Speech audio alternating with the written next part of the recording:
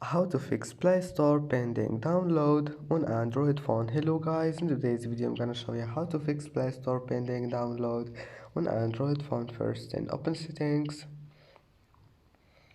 and then scroll down until you find apps and then click apps again, and here you will find Google App Store.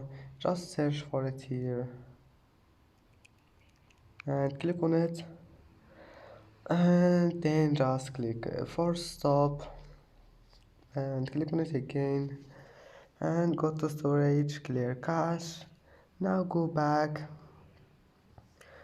and that's it. It's easy. Now it must be fixed, and that's it for today's video. If you like this video, don't forget like and don't forget subscribe, and thank you for watching this video until the end, and see you in the next video.